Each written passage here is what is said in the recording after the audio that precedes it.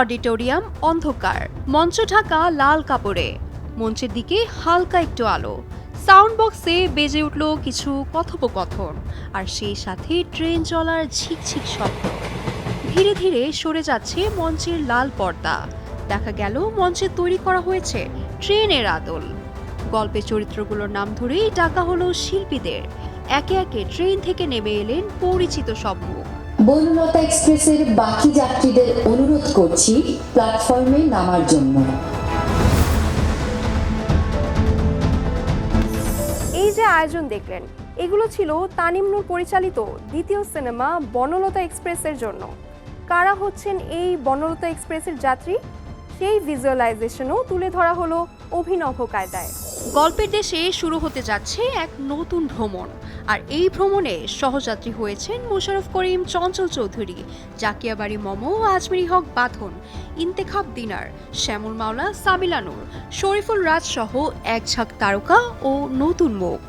Banalata express নিয়ে অভিনয় শিল্পীরা বলেন, আমি আসলে সবসময় কাজে এত ব্যস্ত থাকি, গুরুত্বপূর্ণ একটি দায়িত্বে আছি আমি এই রাষ্ট্রের। পরিবারকে আসলে এভাবে সময় দেওয়া হয় না।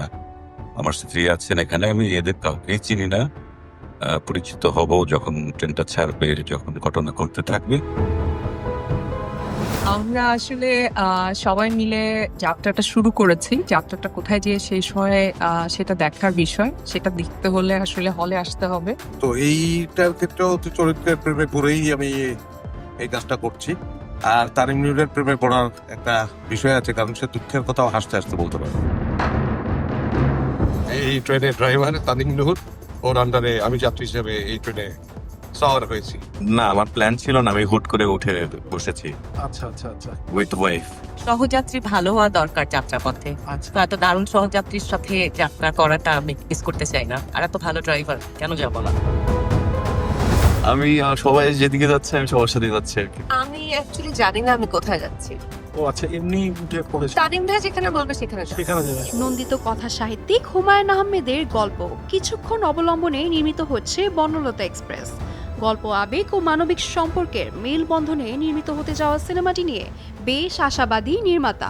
এ প্রসঙ্গে পরিচালক তানিম নূর বলেন, লিটারেচার থেকে করা বিষয়ে আগ্রহ আমার সবসময় ছিলাম, ছোটোবেলা থেকে পড়তে পছন্দ করি, এবং যখন উৎসব করা হলো, উৎসবও একটু সাহিত্য নির্ভর ছিল, এবং তখন আসলে আমাদের মাথায় আসলো। এবং এক্ষেত্রে আমার মনে আছে যে উৎসব শেষ করার কিছুদিনের মধ্যেই ভেবেছিলাম আমি আরেকটা ছবি করতে যাচ্ছি, পেকার শুরু করলো। কিন্তু আমাদের রাইটাররা তারা আমাকে পরামর্শ দিল যে না, হচ্ছে যে ভাই আমরা আরেকটা ফ্যামিলি ফ্রেন্ডলি ছবি করতে পারি। কখন আমার মাথায় আপনাদের ফ্যামিলি ফ্রেন্ডলি ছবি মানে তো আসলে তারা কী আছে, হুমায়ুন আহমেদকে আমরা আবার যদি আমাদের সৌভাগ্য হয় ওনার কোনো উপন্যাস থেকে আড়াত করে, এবং সেই ভাবনা থেকেই আসলে এবারে ছবিটা করা। এবং এখানে যে চরিত্ররা লেখা আছে এগুলো সবই হুমায়ুন আহমেদের লেখা চরিত্র।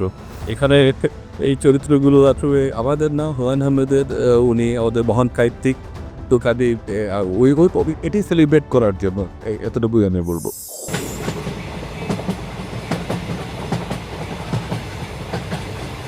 বনলতা এক্সপ্রেস মুক্তি পাবে আগামী বছর ঈদ উল ফিতরে।